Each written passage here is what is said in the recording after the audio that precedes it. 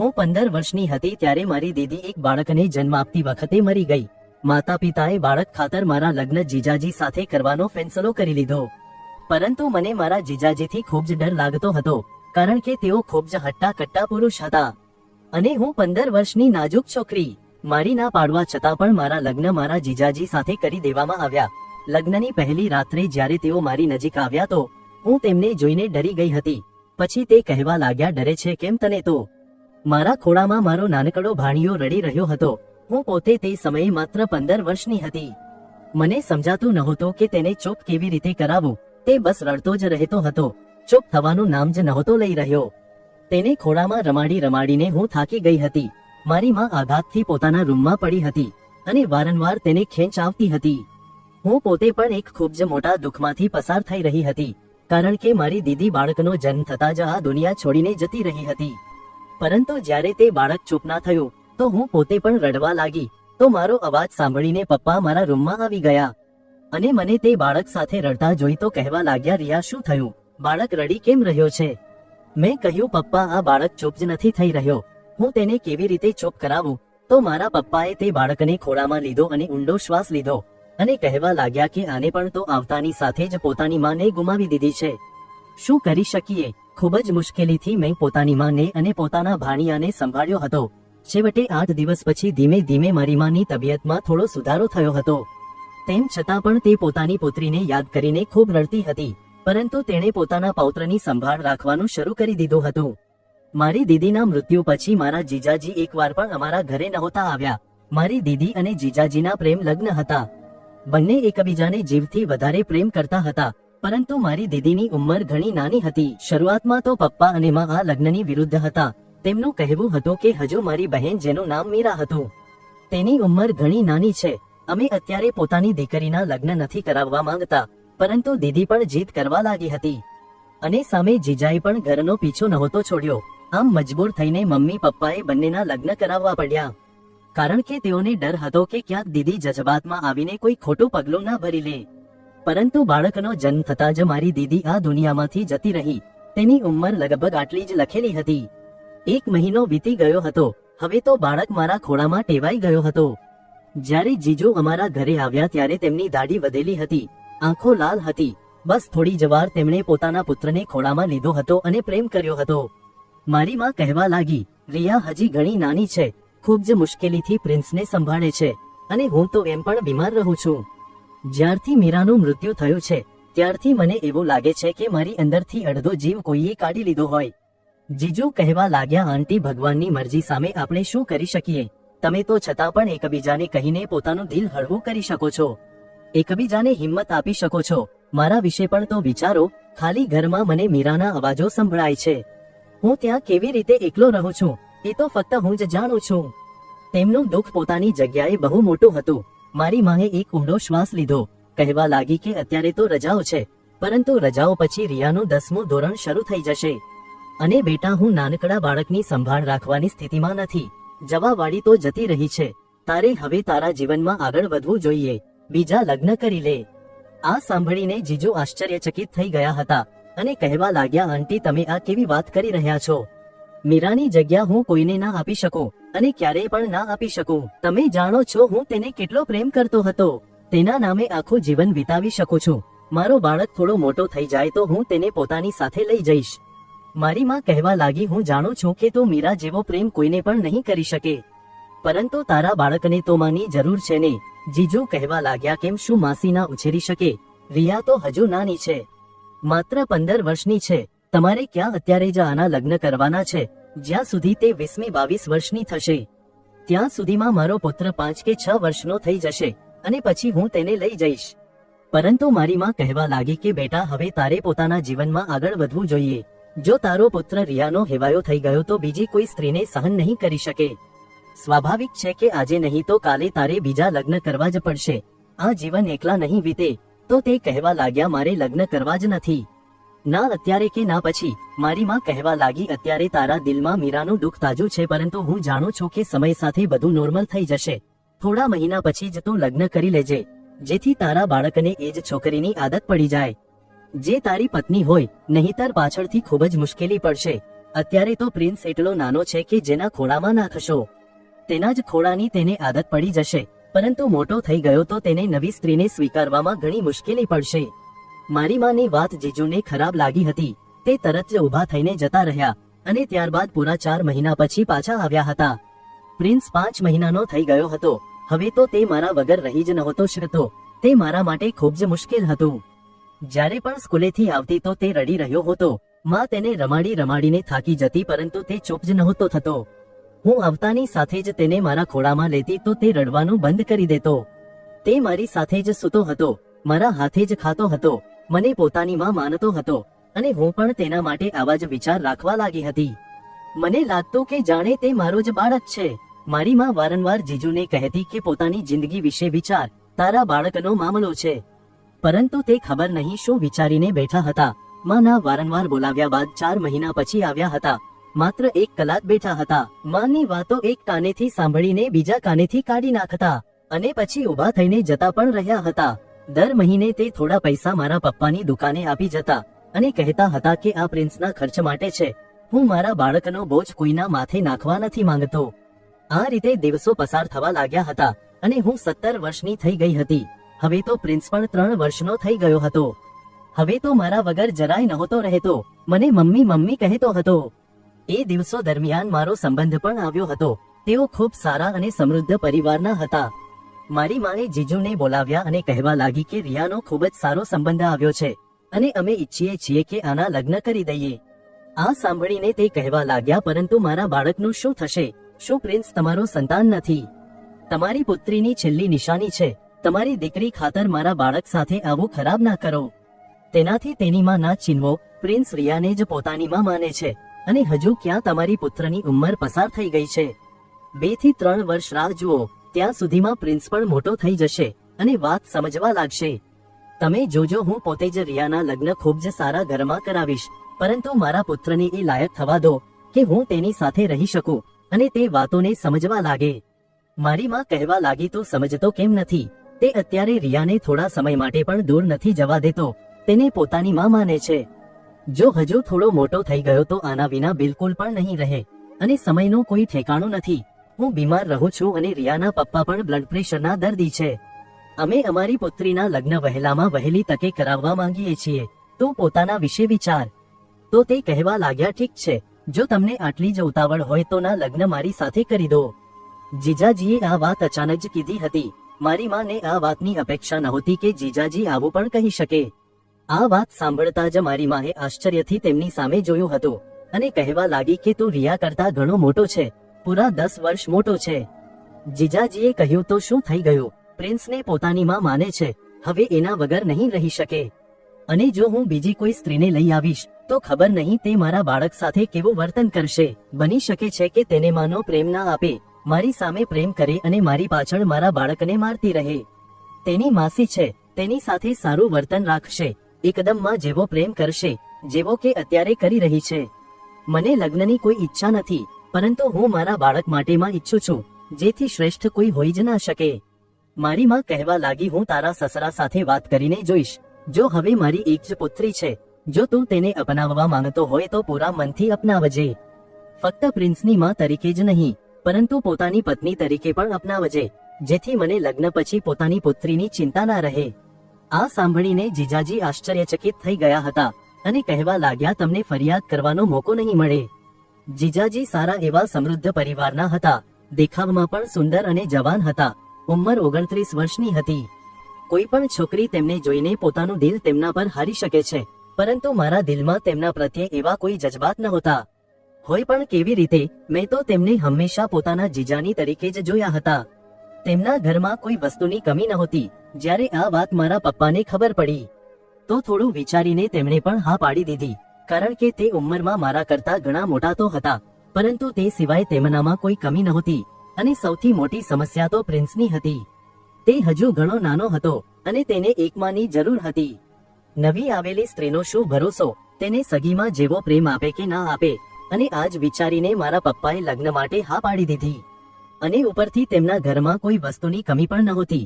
અહીં પ્રિન્સ પણ મારાથી બહુ ટેવાઈ ગયો હતો. મારી માએ જ્યારે મારી સંમતિ માંગી તો મેં કોઈ વાંધો નહોતો ઉઠાવ્યો. જીજાજીમાં એવી કોઈ કમી પણ નહોતી જે વાત પર હું વાંધો ઉઠાવી શકું, પરંતુ મારા માટે ખુશીની વાત હતી કે હવે હું પ્રિન્સની દેખભાળ આરામથી રાખી શકીશ, કારણ કે પ્રિન્સથી મને ખૂબ લગાવ થઈ ગયો હતો. પરંતુ બહુ જ સાદી રીતે મારા અને આકાશ એટલે કે મારા જીજાજીના લગ્ન કરી દેવામાં આવ્યા. હું જ્યારે વિદાય લઈને આકાશના ઘરે આવી તો મારું હૃદય જોર જોરથી ધડકી રહ્યું હતું, કારણ કે મેં આકાશ વિશે ક્યારેય પણ આવું નહોતું વિચાર્યું. બસ એ જ હતું કે તે મારા જીજાજી છે. એક ક્ષણે તો મારું હૃદય સંપૂર્ણપણે ખાલી હતું, તેમાં કોઈ પણ જજબાત નહોતા. મને લાગ્યું કદાચ તે મારી સાથે એવું જ વર્તન કરશે જેવું કે એક પતિ પોતાની પત્ની સાથે કરે છે, પરંતુ એવું નહોતું. ઘરમાં આવતાની સાથે જ તેમણે મને એક અલગ રૂમ બતાવ્યો હતો અને કહેવા લાગ્યા, અહીંયા તને કોઈ તકલીફ નહીં પડે, તો પ્રિન્સ સાથે અહીંયા ખૂબ જ સુકૂનથી જિંદગી ગુજારી શકીશ. મેં આશ્ચર્યથી આકાશ તરફ જોયું હતું. તે મારી પાસે આવીને કહેવા લાગ્યો કે મારા દિલમાં કાલે પણ મીરા હતી અને આજે પણ મીરા છે અને હંમેશા મીરા જ રહેશે. તું મારા ઘરમાં ફક્ત ને ફક્ત મારા પુત્રની માં બનીને આવી છે અને મારી પત્ની બનવાનો ક્યારેય પ્રયાસ ના કરતી. આટલું કહીને તે રૂમમાંથી બહાર નીકળી ગયો હતો અને હું ચૂપચાપ આશ્ચર્યચકિત નજરે તેની સામે જોતી જ રહી ગઈ હતી. મારો રૂમ ખાલી થઈ ગયો હતો. પ્રિન્સ મારી આંગળી પકડીને મમ્મી મમ્મી કહી રહ્યો હતો. મેં પોતાની આંખોમાંથી વહેતા આંસુ સાફ કર્યા અને પ્રિન્સને પલંગ પર આડો પાડીને સુવડાવવા લાગી. પોતાના કપડાં બદલતા બદલતા મને ખૂબ જ રડવું આવી રહ્યું હતું. ભલે આ લગ્ન ગમે તે સંજોગોમાં કરવામાં આવ્યા હોય, પરંતુ મારા માટે આ એક નવો અહેસાસ હતો. મેં આકાશને દિલથી સ્વીકારી લીધો હતો અને હું તેની સાથે પતિ પત્નીનો સંબંધ રાખવા માંગતી હતી, પરંતુ તેણે મારા મોઢા પર જ મારું અપમાન કરીને મારી સાથે ખૂબ જ ખોટું કર્યું હતું. તેણે મારું દિલ દુભાવ્યું હતું. મેં વિચાર્યું કે આના કરતા તો સારું હોત કાશ મારી માં મારા લગ્ન બીજા કોઈ સાથે કરી દેતી. કમસે કમ તેણે મારી સાથે આવું વર્તન તો ના કર્યું હોત. આ આદમી તો પથ્થર દિલ છે. કેટલા આરામથી મને આ બધું કહીને ચાલ્યો પણ ગયો હતો. એક વાર પણ ના વિચાર્યું કે મારા પર શું વીતશે. મને પોતાની બહેનથી નફરત નહોતી, પરંતુ હું સારું જીવન સારી રીતે પસાર કરવા માંગતી હતી. દરેક છોકરી એ જ ઈચ્છે છે કે તેનો જીવન સાથી ફક્ત ને ફક્ત તેને જ પ્રેમ કરે. પહેલા જ્યારે તે મીરાને પ્રેમ કરતો હતો તો મને એ વાતની ખુશી થતી હતી કે મારી બહેન કેટલી નસીબદાર છે, તેને આટલો પ્રેમ કરવા વાળો પતિ મળ્યો છે. પરંતુ હવે એ જ વાત મને પરેશાન કરવા લાગી હતી.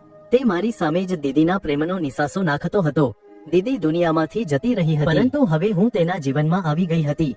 તેની ફરજ હતી કે તે મને મારા હિસ્સાની ખુશીઓ આપે, મને મારા હિસ્સાનો પ્રેમ આપે, પરંતુ તેણે આવું ના કર્યું. સવારે જ્યારે હું ઉઠી તો સાવ ચૂપચાપ હતી અને મેં નાસ્તો ટેબલ પર મૂકી દીધો હતો. આકાશે ચૂપચાપ નાસ્તો કર્યો. તેણે એક નજર ઉઠાવીને પણ મારી સામે નહોતું જોયું. હું એ પથ્થર દિલ માણસને જોઈને પોતાના મનમાં ને મનમાં આંસુ વહાવતી રહી. સુંદરતામાં હું મારી દીદી કરતા વધુ સુંદર હતી. સુંદર તો દીદી પણ હતી, પરંતુ હું તેના કરતા ઘણી વધારે સુંદર હતી. પરંતુ આકાશે મારી સામે નજર ઉઠાવીને પણ નહોતું જોયું. તેના દિલમાં માત્ર ને માત્ર દીદી વસેલી હતી. તે જતો રહ્યો અને બધા દિવસો હવે આ રીતે જ પસાર થવા લાગ્યા હતા. આખો દિવસ હું કાં તો કામમાં લાગેલી રહેતી, કાં તો પ્રિન્સમાં લાગેલી રહેતી, પરંતુ રાત્રે ના ચાહતા હોવા છતાં પણ મારી આંખમાંથી આંસુ વહેવા માંડતા હતા. તે તો મારી સામે જોવાનું પણ પસંદ નહોતો કરતો. મારી પાસે આવવું તો ઘણી દૂરની વાત હતી, પણ હા, મારી જરૂરતનો દરેક સામાન તે લાવીને મૂકી દેતો હતો. મને ખાવા પીવાની કે પહેરવા ઓઢવાની કોઈ કમી નહોતી, પરંતુ સ્ત્રી માટે આજ બધું પૂરતું નથી હોતું. તેને પતિના પ્રેમની પણ જરૂર હોય છે, જે મને મળી નહોતો રહ્યો. દરેક છોકરીની અંદર આ ઈચ્છા હોય છે. મારું મન કરે છે કે તે મને પ્રેમ આપે, મારા વખાણ કરે. એકવાર એમ જ મને તૈયાર થવાનું મન થયું. મેં એક સુંદર સાડી પહેરી હતી, મેં મેકઅપ કર્યો હતો અને પોતાના વાળ ખુલ્લા રાખ્યા હતા. સંયોગ એવો હતો કે એ જ ક્ષણે આકાશ પણ ઘરે આવી ગયો.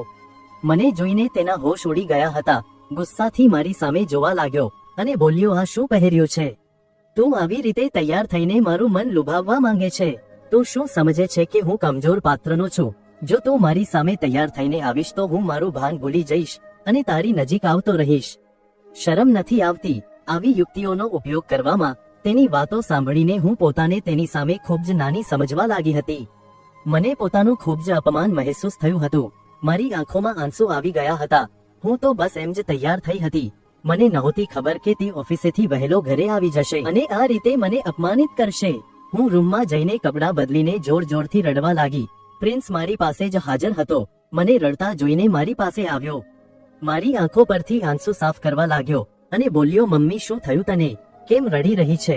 પપ્પાએ તને ઠપકો આપ્યો છે. હું તો તારો વહાલો દીકરો છું ને. છોડ પપ્પાને, હું તને અત્યારે જ કપાળે પપ્પી કરું છું. તું રડવાનું બંધ કર. જે રીતે હું તેને વહાલ કરતી હતી તે પણ મને વહાલ કરી રહ્યો હતો. તેણે મારા કપાળે પપ્પી કરી તો મેં પોતાના આંસુ સાફ કર્યા. રડતા રડતા મેં પોતાનો બધો મેકઅપ બગાડી નાખ્યો હતો.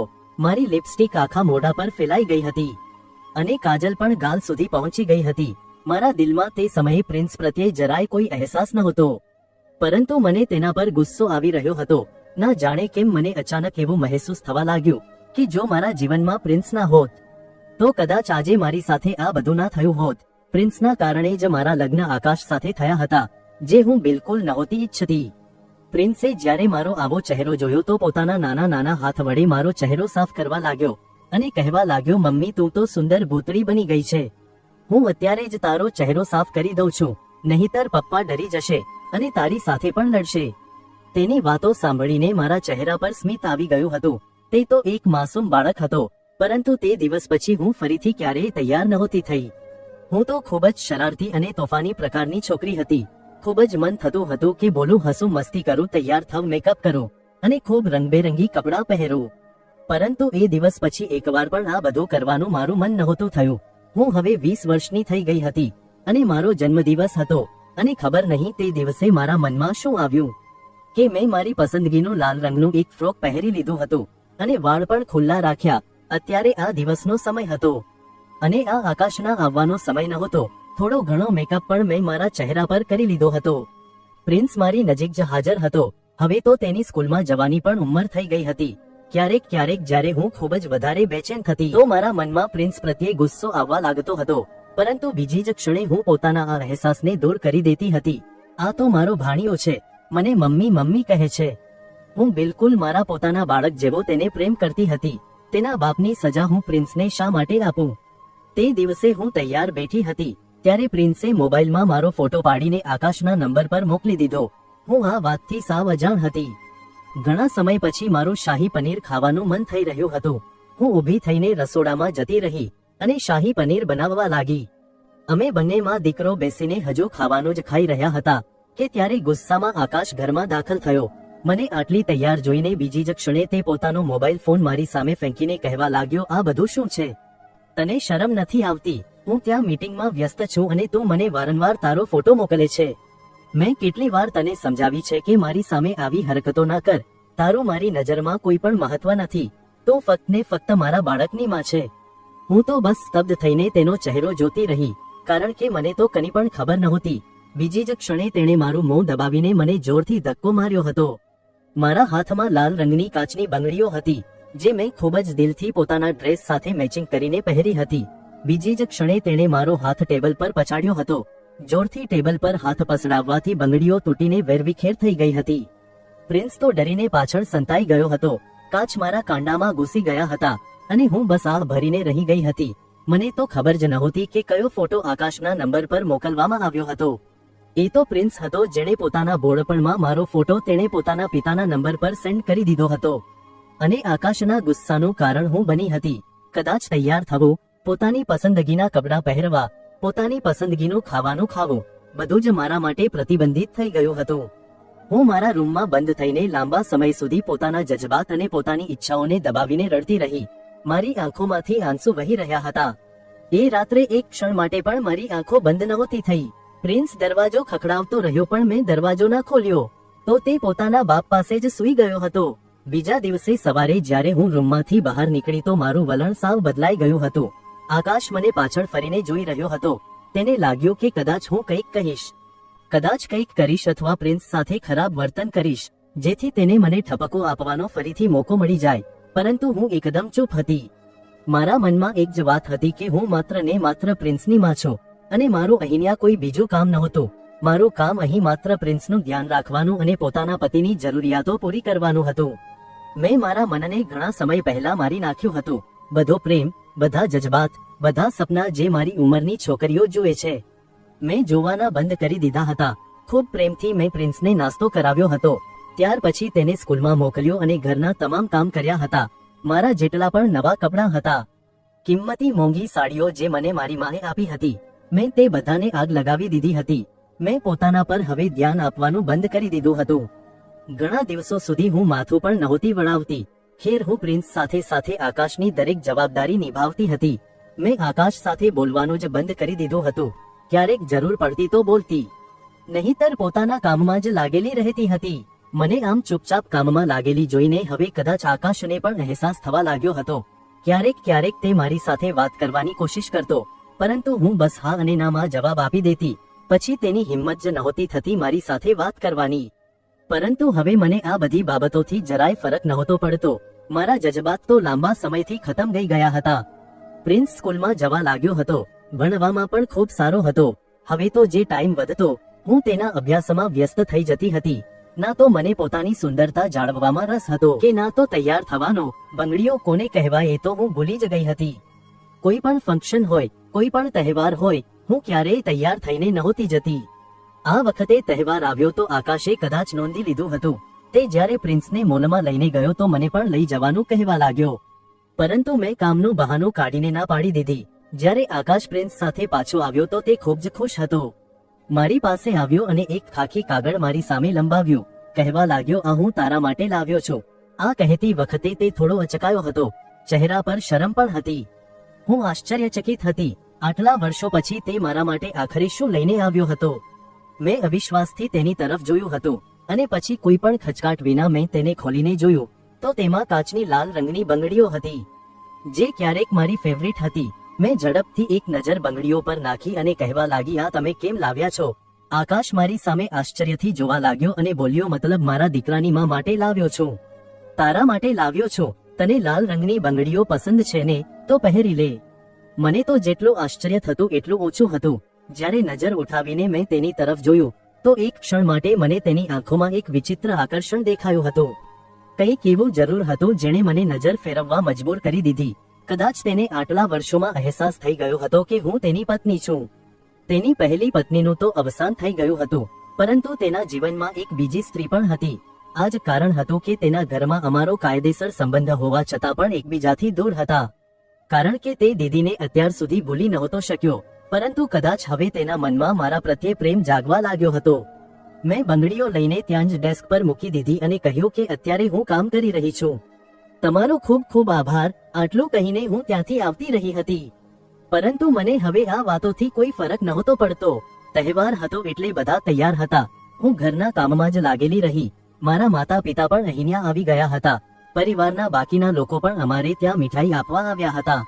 બધા લોકો મને કહી રહ્યા હતા કે તારી ઉંમરની છોકરીઓ તો બે બાળકોની માં બની ગઈ છે અને આજે પણ એકદમ તૈયાર રહે છે. હાથમાં બંગડીઓ પહેરે છે, ખૂબ મેકઅપ કરે છે, પોતાનો ખૂબ સારી રીતે શણગાર કરીને રાખે છે. પરંતુ તું તો સાવ સાદી હાલતમાં રહે છે. આકાશે મારા પર ધ્યાન આપ્યું તો મારી પાસે આવ્યો અને કહેવા લાગ્યો કે તું આ બધું એકલા શા માટે કરી રહી છે? જો બધા તૈયાર છે, એક તું છે ઘરના કામમાં ઘનચક્કર બનેલી છે. ચલ જા, આ કામ છોડીને તૈયાર થઈ જા. આજે આકાશ મારી સામે હસીને જોઈ રહ્યો હતો. કહેવા લાગ્યો, તૈયાર થઈ જા. અને મને જેટલું આશ્ચર્ય થતું એટલું ઓછું હતું. તે મારી નજીક આવવાની કોશિશ કરવા લાગ્યો હતો. મેં કહ્યું, તમને અત્યારે ખબર પડી? આટલા વર્ષોમાં તો ના જાણે ક્યારથી આ સ્થિતિમાં રહેતી આવી છું. વર્ષમાં ના જાણે કેટલા તહેવારો આવે છે, પરંતુ મેં ક્યારેય નવા કપડાં નથી પહેર્યા.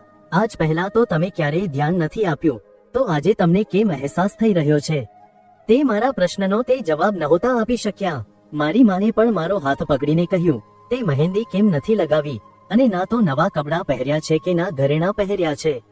તારી પાસે તો સોનાના ઘરેણાં પણ પડેલા છે, મીરાના હિસ્સાના પણ તારી પાસે છે. તારી પાસે કોઈ વસ્તુની કોઈ કમી નથી. તેનું પ્રેમાળ સ્મિત મારા મોઢા પર એક સજાવટ લાવ્યું હતું. ક્યાંક ને ક્યાંક તેને પોતાની ભૂલનો અહેસાસ થઈ ગયો હતો. તે રાત્રે પ્રિન્સ સૂઈ ગયો હતો તો એમ જ હું મારા વિચારોમાં ખોવાયેલી હતી. ત્યારે આકાશ મારા રૂમમાં આવ્યો. તેને જોઈને મને થોડું આશ્ચર્ય થયું હતું, કારણ કે રાત્રે આજે પહેલીવાર આકાશ મારા રૂમમાં આવ્યો હતો. તે મારી સામે બેસી ગયો અને મારો હાથ પકડીને મારી સાથે વાતો કરવા લાગ્યો. પરંતુ મેં મારો હાથ છોડાવી લીધો. જો મેં તારી સાથે બહુ ખરાબ વર્તન કર્યું છે. હું જાણું છું કે મીરાના પ્રેમમાં હું આંધળો થઈ ગયો હતો, પરંતુ એ વાત તું પણ જાણે છે કે મીરા મારા જીવનમાં કેટલી મહત્વની હતી. અમે બંને એકબીજા માટે જીવ આપતા હતા. તેના આ રીતે જવાથી મારા દિલ અને દિમાગ પર ઊંડી અસર પડી હતી. હું તો તેના માટે સાવ પાગલ બની ગયો હતો. જેના કારણે હું તારો અધિકાર પણ ભૂલી ગયો હતો. પરંતુ સમય સાથે સાથે મને અહેસાસ થઈ ગયો હતો કે મેં તારી સાથે બહુ ખરાબ વર્તન કર્યું છે. તે મારા પુત્રને પોતાના બાળકની જેમ ઉછેર્યો અને મારા પુત્ર માટે તે તારી તમામ ખુશીઓનું બલિદાન આપ્યું. નાની ઉંમરમાં જ તે તેને માનો પ્રેમ આપ્યો અને જ્યારે અહીંયા આવી તો દેખીતી વાત છે કે હું તારો પતિ હતો. તું મારાથી પતિ જેમ તો નહીં પણ એક મિત્ર જેમ અપેક્ષા રાખવા લાગી હતી. પરંતુ તેમ છતાં પણ મેં તારી સાથે ખૂબ જ કડક વર્તન રાખ્યું હતું. મારા કાંડા પર હજુ પણ એ તૂટેલી બંગડીઓના નિશાન હતા. એ નિશાનોને અડીને આકાશ કહેવા લાગ્યો, હું તારી સાથે સંબંધ આગળ વધારવા માંગુ છું. મારા દિલમાં તારા માટે ખૂબ જ પ્રેમ છે. ક્યાંક ને ક્યાંક હું તને ખૂબ જ પ્રેમ કરવા લાગ્યો છું. તારી સાથે જિંદગીની નવી શરૂઆત કરવા માંગુ છું. આકાશની આંખોમાં ખુમારી છવાઈ ગઈ. તેણે પોતાની સાથે લાવેલ લાલ રંગની બંગડીઓ મારા કાંડામાં પહેરાવી. ધીમે ધીમે તે મારી નજીક આવવા લાગ્યો હતો. હું તેની વાતોનો મતલબ સમજી રહી હતી, પરંતુ હવે મારા જજબાત સાવ ખતમ થઈ ગયા હતા. હું ત્યાંથી ઊભી થઈ ગઈ. આ બધા અરમાનો તો મારા દિલમાંથી ક્યારનાએ ખતમ થઈ ગયા હતા. મેં પાછું વળીને તેની સામે જોયું અને કહ્યું કે હું ફક્ત ને ફક્ત પ્રિન્સની માં છું. એનાથી વધારે મારો અને તમારો કોઈ સંબંધ નથી. મારી અંદર પણ જજબાત હતા. ક્યારેક હું પણ દુઆ કરતી હતી કે તમે મારા સારા પતિ બનીને રહેશો. મને મારા હિસ્સાનો અધિકાર આપશો. મને મારા હિસ્સાનો પ્રેમ આપશો. હું પણ તમારી બાહોમાં સમાવવા માટે તડપી રહી હતી.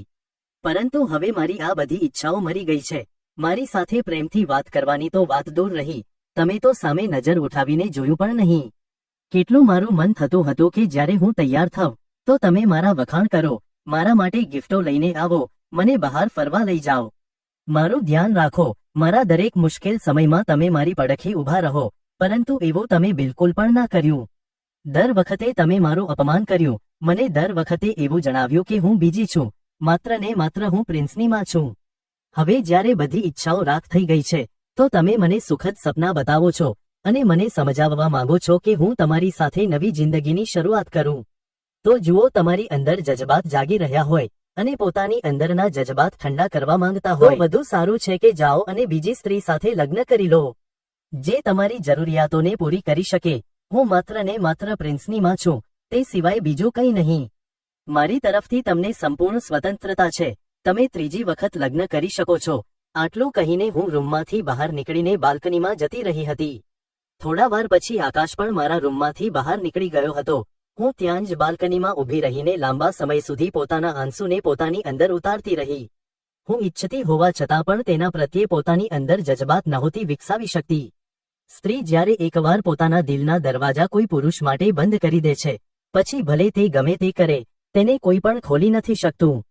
સ્ત્રી કોઈ વસ્તુ નથી. વારંવાર અપમાનિત કર્યા પછી જો કોઈ એવું વિચારે છે કે તે સ્ત્રીને ફરીથી પહેલા જેવી કરી દેશે તો આ તેની સૌથી મોટી મૂર્ખતા છે.